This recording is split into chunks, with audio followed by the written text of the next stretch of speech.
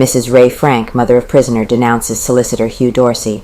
Atlanta Constitution, August 14, 1913.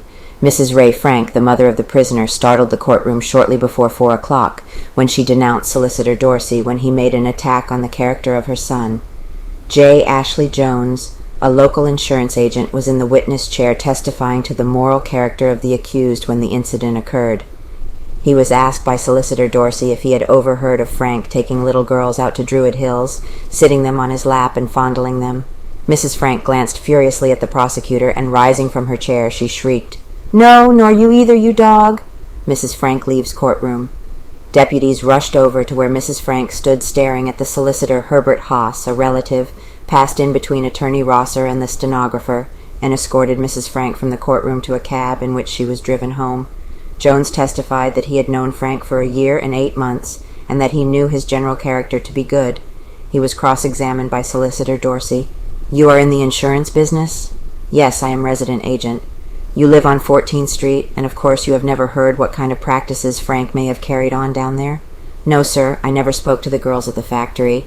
"On what do you base Frank's good character?" "About 5 years ago, Frank took out a policy with my company in New York. As usual with life insurance companies, we got a report on him both morally and physically, and the fact that he showed up well in his report is proved by the fact that he got a standard policy, got a good report. After he came to Atlanta, the policy expired, and I took up with him the question of renewal, talking with him several times.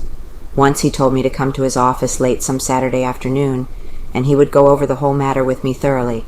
I went, found Mrs. Frank there with him, and was introduced to her. He made up the application for renewal, and again by our agents he was thoroughly investigated both morally and physically, and we got a very good report on him indeed." "Then you never heard that Frank took girls on his lap and caressed them?"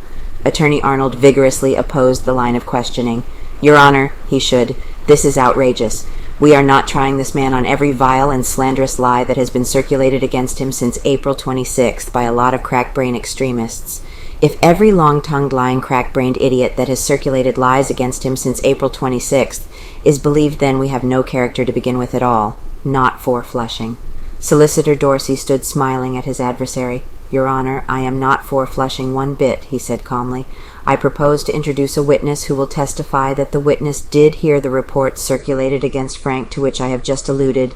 Attorney Arnold banged the table with his fist. "Your Honor," he began fiercely, "we cannot and will not submit to such outrageous statements in the one word illegible of the solicitor. He knows that he cannot prove what he is saying. If he makes another such statement, we will then move for a mistrial." Solicitor Dorsey was instructed to continue the examination of the witness.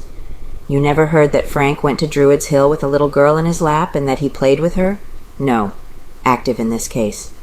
"You and your people up there have been very active in this case, have you not? You wrote a letter to the grand jury urging them to indict Jim Conley, didn't you, signed by several men in your office?" The solicitor produced the letter and read the list of signatures, which included J. Ashley Jones. A Mr. Cooney and a Mr. Clark Jones admitted he signed the letter. "Why did you send this letter?" "We thought that having had an especially good opportunity of examining into the character of Frank, and that having satisfied ourselves that he was a man of good character, it was no more than right and just that we should take this step and do what we could for him." "Did anyone speak to you about writing the letter?" "No, no one except Mr. Cooney. I think he was the one who conceived the idea, and was the only man who spoke to me about it at all." "Played with little girls. Didn't you hear about 12 months ago that Frank played with little girls in his office?" "No, sir." "Did you ever hear of Frank taking a little girl to Druid Hills, sitting her on his lap and playing with her?" Before the witness could reply, Mrs. Frank was on her feet. "No, not you either!" she shrieked. Attorney Arnold prevented Mrs. Frank from saying more. "Mrs. Frank, if you stay in the courtroom, I'm afraid you'll have to hear these vile, slanderous lies, and I would suggest that if you have reached the limit of your patience, you might retire for a little while." Mrs. Frank left the courtroom weeping.